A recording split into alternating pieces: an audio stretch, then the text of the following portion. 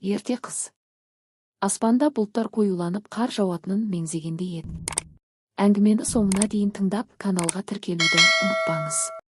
Минура аурухананың дәріханасындағы терезеден сыртқа қарап тұрды. Ұзақ күннің шаршауы бойын билеген.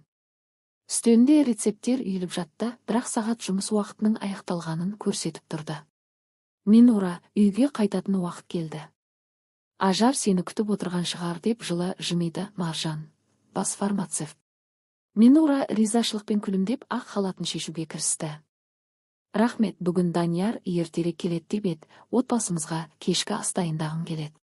Оның мейірімді көзқарасы мен жылы мінезі науқастардың оған сенуіне себеп болатын. Көздерінде бастан өткерген ауыр күндердің салмағы мен болашақтан күткен үміт жарқырап тұратын. Ауруханадан шыққанда Минура суық желдің бетіне тиіп өткенін сезді. Шарфын қаттырақ орап көлік тұрағына асықты. Машинасына отырып бірден телефонын тексерді. Ажардың күтушісінен хабарлама келген екен. Ажар жақсы, бірақ қызық нәрсе айтты. Айтуынша анасының ішіндегі нәрсе қимылдапты. Минура еріксіз жымиды. 6 жасар Ажар әрдайым ерекше сезімталдығымен таңғалдыратын. Мүмкін қыз кішкентай жүрегімен әлі өзі де толық түсініп үлгермеген шындықты сезген шығар. Ол жүкті еді. Даниярпен некеге тұрғандарына 2 жыл болғанда, көп жылдық емнен кейін бұл нағыз ғажайып еді. Үйге келе жатып, Минура 2 жыл бұрын Даниярмен қалай танысқанын есіне алды. Ол дәрі-дәрмек компаниясының өкілі ретінде ауруханаға келген. Оның шынайы көзқарасы мен жылы күлкісі бірден Минураның жүрегін жаулап алды. Бұрынғы некесінен кейін жалғыз ана болып жүрген оған Даниярдың жанында болу нағыз жарық сәуле сияқты еді. Ең бастысы, Даниярдың Ажарды туған қызындай шын жүректен жақсы көретін еді. Минура талай рет көз жасына ерік берді, оларды саябақта бірге доп ойнап жүргенде, немесе Даниярдың Ажарге ұйықтар алдында ертегі оқып берген сәттерінде. Дегенмен бәрі де мінсіз емес еді. Даниярдың анасы Зауре оған суық көзбен қарап, менің ұлымды ұрлап алды деп ойлайтындай әсер қалдыратын. Зауре сырттай сыпайы болғанымен, Ажарды өз немересі деп қабылдай қоймағаны анық еді, өйткені Ажар басқа еркектен туған болатын. Соған қарамастан, Минура Зауренің көңілін табуға тырысты. Үйге келгенде Ажар жүгіріп шығып құшақтай алды. Оның алтын түсті бұйра шашымен жарқыраған көк көзі Минураның бүкіл шаршауын сейілтті. Анашым, бүгін мектепте біз жұлдыздар шоғыры туралы үйрендік, деп айқайлады қыз. Минура оны құшақтап бетінен сүйді. Шынымен бе? Қандай жұлдыздар? Ажар мақтанышпен білгендерін айтып жатты, кенет тоқтап кішкентай алақанын анасының ішіне қойды. Анашым, сенің ішінде сәби өсіп жатыр. Минура сасып қалды. Әлі ешкімге айтпаған еді ғой. Неге олай ойлайсың, күнім? Мен оны түсімде көрдім. Сенің ішінде кішкентай жарық бар еді. Минура жымиды, қызының басынан сипады. Әкең екеуміз әлі сенімді болмаған едік, бірақ сен дұрыс айтыпсың. Бізде сәби болады. Ажар үнсіз анасының ішіне қарап тұрды да, жай ғана сұрады. Анашым, ол сәби аман есен дүниеге келе ме? Минура таңырқап қалды, бірақ сабырлы да сенімді дауыспен. Әрине, бәрі жақсы болады. Ол өте сау бала болады деді. Ажар басын изеді, бірақ көзінен әлдеқандай уайымның ізін байқауға болатын еді. Кешкі ас дайындап жатқанда Данияр үйге кірді. Қоңыр шашымен әрдайым балғын күлкісімен ол құшағын айқара ашты. Үйге қош келдің деді Минура күйеуінің құшағында. Бүгін ерекше кешкі ас болады деді Минура Даниярдың көзіне қарап. Бірдеңе болды ма? Деп сұрады ол алаңдап. Минура күлімсіреді. Ажар бәрін біліп қойды. Ол біздің сәби күтіп жүргенімізді сезген. Даниярдың жүзінде қуаныш сәулеленді. Ол әйелінің ішіне аялай қолын қойды. Шын ба? Дәрігер төленнен нақты жауап алдың ба? Иә, қан анализінің нәтижесі кеше келді. Мен қазір 5 апталық жүктімін. Данияр Минураны қатты құшақтап Ажарды шақырды. Ажар, кел бері. Біз бірге тойлайық. Ажар асықпай қадам басып жақындады. Данияр оны да құшақтай алды. Сен енді әпке боласың. Қуаныштымысың? Ажар баяу бас изеді. Иә, бірақ Бірақ не? Деп сұрады Данияр күлімсіреп. Ажар біресе анасына, біресе әкесіне қарап, бірдеңе айтқысы келгендей болды, бірақ ақырында сыбырлап: «Ештеңе», деді. Минура қызының мұндай мінезіне алаңдады, бірақ көңілді кешті бұзбауға тырысты. Данияр өзіне және Минураға шампан, ал Ажарға жүзім шырынын құйды.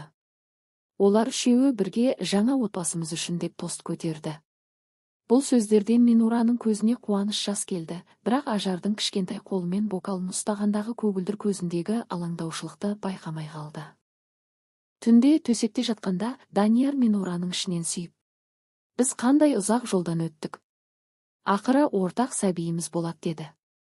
Минура күйеуінің шашынан сипап: «Ажар екеумізбен үшеу боламыз», деді. Данияр бірден түзетті: «Әрине, Ажар әрқашан менің қызым болды. Қан туыстығы маңызды емес», деп күлімсіреді Минура. Оның жүрегі тыныштық тапқандай болды, әрі ұйықтап кетті. Алайда түн ортасында Минура Ажардың бөлмесінен естілген бәсең жылау үнінен оянып кетті. Бөлмеге жүгіріп кірсе, Ажар төсекте дірілдеп отыр екен. «Не болды, күнім?» «Жаман түс көрдім», деді Ажар көз жасын сүртіп. «Анашым, өтінемін, бұл сәбиді тумашы», деді ол жалынышты үнмен. Минура есеңгіреп қалды да қызын құшағына алды. «Сен әпке болудан қорқасың ба?» Ажар басын шайқады. «Жоқ, балаға қауіп төніп тұр. Бәрі жақсы болады, бұл тек жаман түс қана», деп жұбатты Минура. «Кел, ұйықтайық». Көктемнің жылы таңында, жүктіліктің 7-ші айында, Минура айнаға қарап, өз жүзіне таңданды. Бозарып кеткен екен. Соңғы апталарда оны бас ауруы, шаршау, қол-аяғының үйіп қалуы мазалайтын. Фармацевт ретінде ол денесіндегі өзгерістерді жақсы сезінетін, бірақ алғашқы жүктілігі болғандықтан ішкі алаңдаушылықтан құтыла алмады. Данияр артынан келіп иығына қолын қойды. «Өз-өзің дұрыс көрінбей тұрсың. Барлығы жақсы ма?» Минура әлсіз жымиып: «Тек шаршадым. Бүгін қабылдауға барғанда айтамын», деді. «Бүгін бірге бара алмағаныма өкінемін. Басты клиенттермен маңызды кездесу күтіп тұр», деді Данияр. «Уайымдама, мен де, сәби де сау боламыз», деді Минура өз-өзін сендіргендей. Аурухана дәлізінде дәрігерді күтіп отырғанда Ажар анасының жанында кітап оқып отырған. Көктемгі демалыс болғандықтан ол да қасында еді. Кейде кітаптан басын көтеріп, алаңдай анасының ішіне қарап қоятын. «Ажар, не болды?» деп Минура жұмсақ үнмен сұрады. Ажар кітаптан басын көтеріп сенімсіз дауыспен: «Анашым, меніңше сәби өзін жақсы сезінбей жатыр», деді. Минураның жүрегі шым ете қалды, бірақ ол сабырлы қалып сақтауға тырысты. «Неге олай ойлайсың? Мен оны түсінде көрдім. Сәби, көмектесіңдер», деп сыбырлады. Ажардың көгілдір көздері өте байсалды еді. Минура қызының басынан сипап: «Бұл жай ғана, жаман түс, күнім. Бәрі жақсы, сәби жақсы дамып жатыр», деді. Осы кезде мейірбике қарап тексеру бөлмесіне шақырды. Минура мен Ажар ішке кірді. Оларды жүкті кезінен бері бақылап жүрген тәжірибелі дәрігер Рейчел Төлен жылы жүзбен қарсы алды, бірақ тексеріс барысында оның жүзінде алаңдаушылық пайда болды. «Қан қысымыңыз сәл жоғары, анемия белгілері де бар», деді дәрігер Төлен картасына бірдеңелер жазып отырып. «Қосымша қан талдамасын тапсырамыз. Бірнеше күннен кейін нәтижелер дайын болды». Дәрігер Төленнің даусынан алаңдаушылық сезілді. «Талдауларыңызда аздаған ауытқулар бар. Әзірге қауіпті емес, бірақ мұқият бақылау керек». Минура жеңілдеп демалды. «Ал сәбимен бәрі дұрыс па?» «Сәбидің дамуы қазірше жақсы. Бірақ мен сіздің денсаулығыңызға алаңдаймын», деді дәрігер Төлен байыппен. «Азық-түлікпен қоршаған ортада өзгерістер болды ма?» Минура ойланып қалды. Ештеңе өзгерген жоқ сияқты. Тек енем үйден шөп шайлар мен пайдалы тағамдар әкеліп тұрады. «Түсінікті», деді дәрігер. «Сонда да сізге темір таблеткалар мен дәрумендер жазып беремін. Егер қандай да бір өзгеріс байқасаңыз, бірден хабарлаңыз». Кабинеттен шыққанда Ажар дәрігер Төленге байсалды қарап тұрды. Дәрігер қызға жылы жымиып: «Уайымдама, Ажар, мен сәбиді аман есен дүниеге әкелуге көмектесемін», деді. Көлікпен үйге қайтып бара жатқанда, Минура Ажардың айтқан сөздерін есіне алды.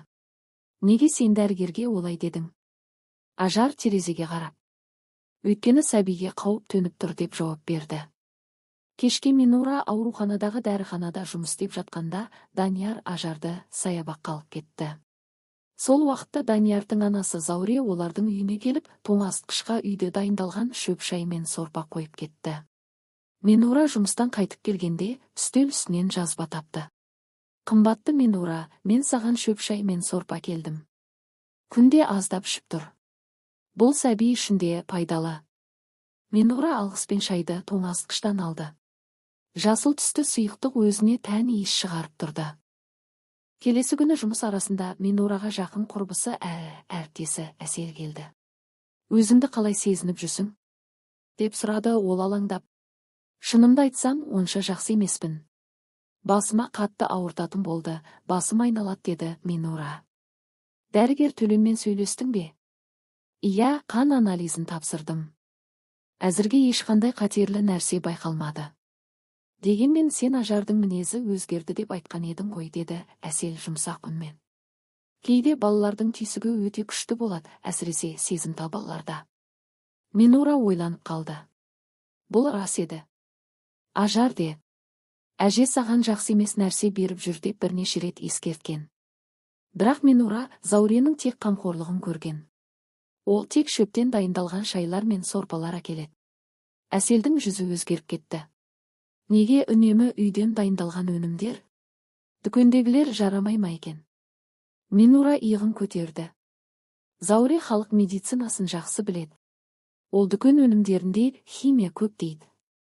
Неге сол шайды зертханалық тексерістен өткізбейсің? Деп ұсыныс жасады Әсел. Минура күліп. Сен менің енемді күдікті санап тұрсың ба? Деді.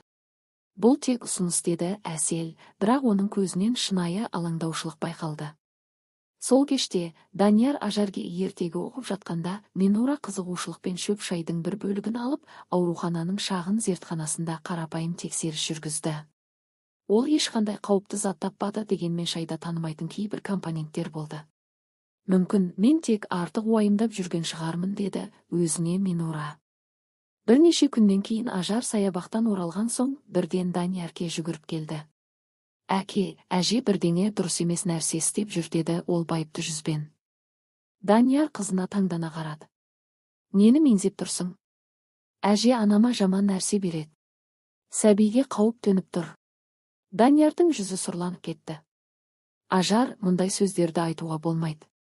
Әже анаңа және сәбиге қамқор болып жүр. Ол денсаулығы үшін тамаға келеді. Бұлай айтқаныңды енді естігім келмейді. Даниярдың үні әдеттегіден қаталдау шықты. Әже жақсы адам. Мұндай сөздер оны ренжітуі мүмкін. Ажар иығын түсіріп, үнсіз өз бөлмесіне кетіп қалды. Сол түні ол тағы да ұйықтап жатып жылады, сәби ауырып жатыр деп айқайлады. Минура қызының психологиялық жағдайына шындап алаңдап, балалар психологына жүгінді. Бұл жаңа отбасы мүшесіне бейімделу үрейі, деді психолог сабырлы үнмен. Ажар сіздің бірінші күйеуіңізбен ажырасқаныңызды бастан өткерді. Енді ол сәбидің келуімен сіздің махаббатыңыздан айырылып қалудан қорқуы мүмкін. Минура бұл түсініктемені қабылдауға тырысты, бірақ Ажардың алаңдаушылығы күн сайын үдей түсті. 8-ші айында Минураның аяқ асты іші ауырып қан кету басталды. Оны шұғыл түрде ауруханаға жеткізді. Ерте босану қаупі бар, деді доктор Төлен алаңдай қарап. Сізге ауруханада бақылауда болу керек. Данияр Ажарды анасын көруге алып келді. Ажар анасынан айырылғысы келмегендей, оның қолын қатты қысып ұстады да, көзіне жас алып сыбырлады. Анашым, әжемен сөйлеспе. Сәбиге қауіп төніп тұр. Минура қызының байсалды көзіне қарады. Соңғы бір айда оның денсаулығы күрт нашарлаған еді. Дәрігерлер нақты себебін таба алмады. Енді сәбидің де өміріне қауіп төнген. Минура бірінші рет Ажардың сөздері туралы байыппен ойланды. Ажар, айтшы, әже не істеді? Деп сұрады Минура. Ажар бөлмеде ешкім жоқ екеніне көз жеткізіп алып, сыбырлап жауап берді. Әже сенің шайыңа бірдеңе қосты. Мен жасыл ұнтақты көрдім. Мелисаның денесі мұздап кетті. Бостон генерал ауруханасының дәліздері тым-тырыс еді. Тек терезеге тамшылаған жаңбыр ғана күздің келгенін хабарлап тұрғандай. Дәл сол жаңбырлы таңда, мерзімінен 2 апта бұрын, Минураның толғағы басталды. Тыныс алуды бақылаңыз. Жаймен солай, дұрыс, деді доктор Төлен сабырлы дауыспен. Толғақтар жиілей бастады. Жақында сізді босану бөлімшесіне көшіреміз. Минура аурухана төсегінде жатты. Ауырсынған сайын бет әлпеті тарыла түсті. Бірақ оған ең көп күш берген нәрсе дәрігердің сөздері емес, жанында отырған 6 жасар қызының қатысуы еді. Ажар енді кәдімгі баладай көрінбеді. Ол тым-тыныш отырды, анасының қолын қысып ұстап, көзінде өткеннің қорқынышы мен болашаққа деген сенімділік қатар ұялаған еді. Толғақтар жиілей түсті. Жақында сізді босану бөліміне ауыстырамыз, деді дәрігер Төлен. Минура басын изеді. Ол төсекте жатқан күйі ауырсынудан жүзін тыржитты. Бірақ дәрігердің сөзінен гөрі қасындағы 6 жасар қызының қатысуы оған көбірек күш берді. Ажар енді кәдімгі бала сияқты көрінбеді. Ол анасының қолынан ұстап, ерекше сабырмен отырды. Көк көздерінде өткенге деген қорқыныш пен болашаққа деген нық сенім қатар ұялаған еді. Ажар, папаң келгенше медбикелердің жанында күте тұршы, деді Минура толғақ арасында. Ажар басын шайқады. Мен осында қаламын, мама. Мен Құдай алдында уәде бердім, деді ол байыпты үнмен. Минура әлсіз жымиды. Осы ауруханаға түскеннен бері ол қызының сөздеріне көбірек құлақ асып жүрген. Ажар Зауре туралы айтқан соң, Минура өз денсаулығының нашарлауына шөп шайының әсері бар деп күдіктене бастаған еді. Бірақ Даниярке бұл туралы айтуға батылы жетпеді. Сол кезде есік ашылып, Данияр палатаға асыға кірді. Минура, мен жиналыстан бірден шықтым, хабарды ести сала, деді ол әйелінің маңдайынан сүйіп. Қал жағдайын қалай? Ауырсыну шыдауға бола ма? Минура күлімдеуге тырысты, бірақ кезекті толғақтан беті қайта бұрылысып кетті. Данияр Ажардың иығына қолын қойды. Ажар, жарайсың. Анамды жалғыз қалдырмағаныңа рахмет. Ажар әкесіне байыппен қарап. Әке, әжені кіргізбе, деді. Данияр сәл таңданды, бірақ сосын қайтадан жылы жүзбен жауап берді. Уайымдама, бүгін ерекше күн. Бізге ешкім кедергі келтірмейді. Осы кезде медбикелер кіріп, Минураны босану бөліміне тасымалдауға дайындық жасай бастады. Данияр дәлізге шығып, телефонын тексеріп жатқанда, Ажар анасын қолынан қысып. Анашым, қорықпа. Мен сені қорғаймын, деп сыбырлады. Минура қызының бетіне қарады. Оның көзінде 6 жасар балаға тән емес бір тереңдік, бір бекемдік бар еді. Рахмет, Ажар, анам бәрін жеңет, деп сыбырлады ол. Роддомға бара жатқанда олар күтпеген жерден Зауре мен лифт холлында кезді. Даниярдың анасы қара пальто киіп, қолында кішкентай қағаз пакет ұстап тұрды. Данияр, деді Зауре таңырқап. Мен мерзімнен бұрын босану туралы естімеппін. Анашым, сіз мұнда не істеп жүрсіз? Деп Данияр те таңырқай сұрады. Минураға күш беру үшін шөп шай әкелдім. Жүкті әйелдерге пайдалы ғой, деп Зауре пакетті көрсетті. Ажардың жүзі бозарып кетті. Ол дереу анасының каталкасына жақындап, Зауреге ызалы көзқараспен қарады. Жоқ, деді Ажар кенет қатты дауыс шығарып. Әже, анама жақындама. Ажар, деп Данияр қатқылдау ескерту жасады. Зауренің жүзі өзгермеді. Ол Ажарге аянышты көзқараспен қарап. Бейшара, бәрі қызғаныш қой. Сәбиден кейін өзің керек болмай қалады деп қорқады, деді. Кешіріңіз, қазір біз босануға шоғырлануымыз керек, деді доктор Төлен сыпайы дауыспен. Сізді күту залына өтуіңізді сұраймыз. Әрине, деді Зауре тіл алғыштықпен. Бірақ оның көзінде бір сәтке суық жылт еткен секілді. Бірақ мен соңына дейін осында болғым келеді. Данияр анасын жұбатуға тырысып. Анашым, күте тұрыңыз, мен өзім қайта келем, деді. Босанатын бөлімге кірер алдында Ажар тағы да анасының қолын қысып. Уайымдама, мен бәрін бақылап тұрмын, деді. Ажар, бұл жерге кіруге болмайды, деп жұмсақ үнмен медбикеге ескерту жасады. Папаңмен бірге күте тұр. Ажар еріксіз басын изеді де, кетер алдында анасын ұзақ әрі алаңдаулы көзқараспен қарап алды. Босану бөлімі жарық және медициналық құралдардың дыбысымен толы болды. Минура айналасындағы қарбаласты тұман ішінен сезінгендей еді. Дәрігер Төлен мен медбикелердің дауыстары алыстан жаңғырық болып естілді. Әлі аз ғана қалды, Минура, шыдаңыз. Мен қазір сәби басының көрініп тұрғанын көремін, деді дәрігер Төлен. Ажар күту залындағы бұрышта міз бақпай отырды. Жанында Данияр отырған, ал Зауре сәл қашықта орын алып, қолына журнал ұстап отырса да, оны ашып қарамады. Әке, мен су ішкім келеді, деді кенет Ажар. Міне, автомат бар, қазір әкелем, деді Данияр орнынан тұрып. Данияр кеткен бойда Ажар Зауреге тік қарады. Зауре да оған үнсіз, салқын көзқараспен жауап берді. Ауаны ауыр үнсіздік толтырды. Мен әженің не істегенін білемін, деді Ажар бәсең, бірақ нық дауыспен. Бір сәтке Зауренің жүзі қатады. Не айтып тұрсың? Мен сені мамамның шайына жасыл ұнтақ қосқаныңды көрдім, деді Ажар сабырлы түрде. Зауре ернін қысып Ажарға еңкейе түсті. Сен сияқты бала үлкендердің әлемін түсінбейді. Бірақ Ажар тайынбады. Мен полицияға айтамын, деді ол. Зауренің жүзі бозарып кетті. Осы кезде дәлізден бір дүрбелең дауыспен медбикелердің асығыс қадамдары естілді. Ажар мен Зауре бір мезетте орнынан тұрды. Данияр су алып қайтқанда, Ажар әлдеқашан залдан жүгіріп шығып кеткен еді. Ажар, қайда барасың? Деп шақырды ол. Родильный палатасында Минураның ауруы шегіне жеткен болатын. Әлі сәл ғана қалды, деп қайталады доктор Төлен. Минура бар күшін жинап соңғы рет күшенді. Осы сәтте бөлмені сәби жылауының орнына өлі тыныштық басты. Дәрігер Төленнің жүзі тастай қатты. Ол бірден баланы көтеріп алып, медбикелерге бұйрық берді. Сәби, деп сұрады Минура әлсіз дауыспен. Ол тірі, деді дәрігер кәсіби тыныштықпен. Бірақ көзіндегі алаңдаушылық жасырын емес еді. Денесінде бірдеңе дұрыс емес, деп сыбырлады ол. Данияр бөлмеге кіріп үлгерді. Жүзі қуқыл тартып кеткен. Не болып жатыр? Медбике сәбиді тез сүртіп орап Минураға көрсетті. Минура талықсып, ах, деп демін алды. Сәби боп-боз, әрең дем алып жатты. Денесінде түсініксіз дақтар мен бөртпелер байқалды. Бұл не? Не болып жатыр? Деді Минура, даусы дірілдеп. Даниярдың тізесі дірілдеп, ол құлап түсе жаздады.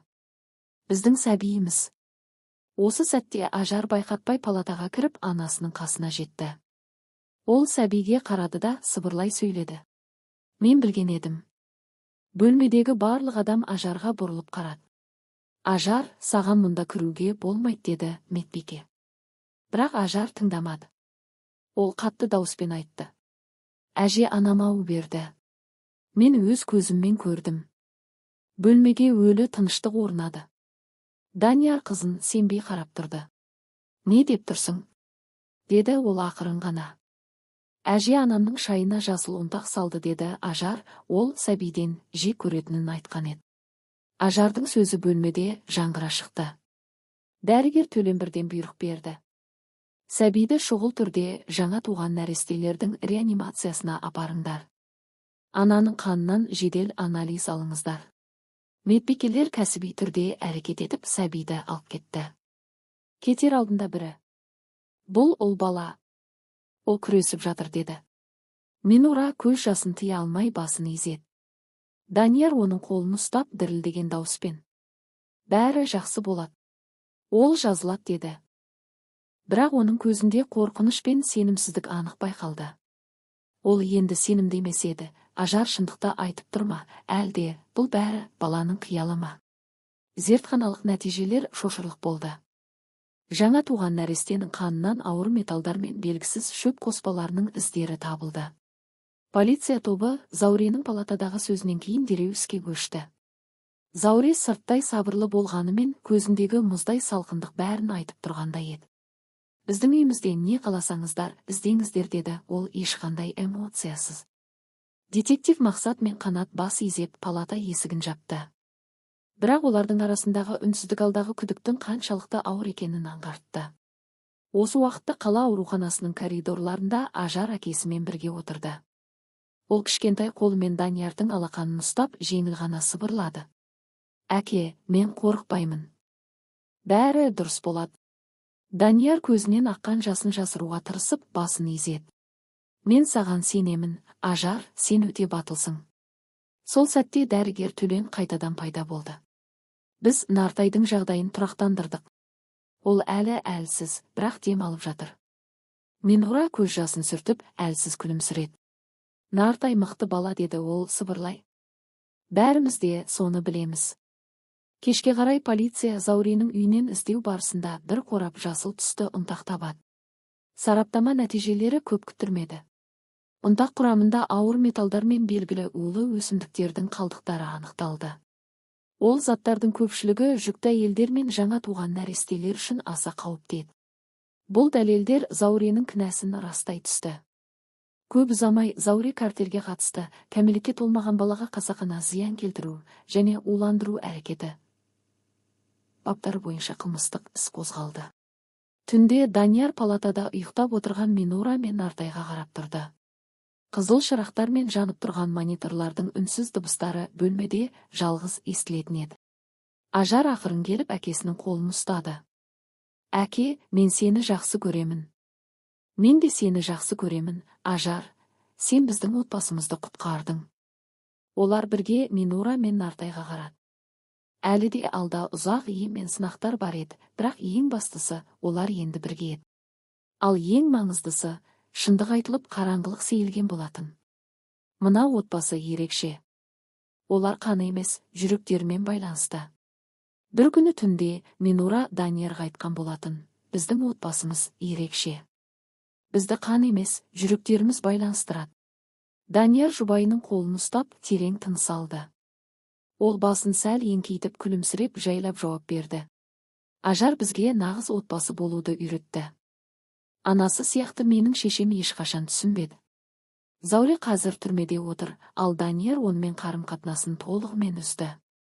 Оның жүрегінде жаралар терең еді, бірақ жаңа отбасымен бір-біріне деген махаббат оларды емдеп күштірек етті. Ажар бөлмесінде айдың сәулесі терезеден түсіп, Нартайдың төсегінің жанына жақындап, қолын оның кішкентай қолына созып, ызыңдап сыбырлады.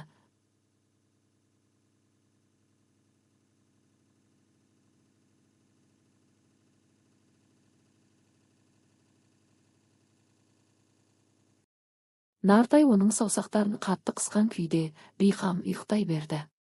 Әлемде қандай да бір қорқыныш болса да, онымен бәрі жақсы еді.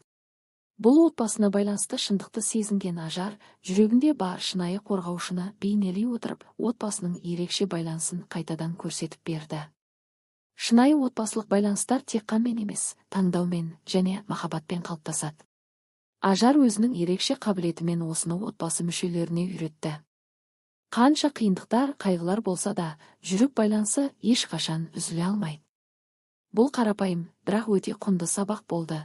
Балалардың таза жүрегі, олардың ішкі сезімдері үлкендерге көрінді. Жылдар өтсе де, әр таң сайын сол түнде көрген ай сәулесіндегі Ажар мен Нартайдың жанының бірлігі ешқашан ұмытылмайды. Осылайша олар өздерінің ерекше отбасын қалыптастырды. Бір-біріне деген сүйіспеншілік пен түсіністік арқылы олардың арасындағы байланыс тек қана күннен күнге нығайды.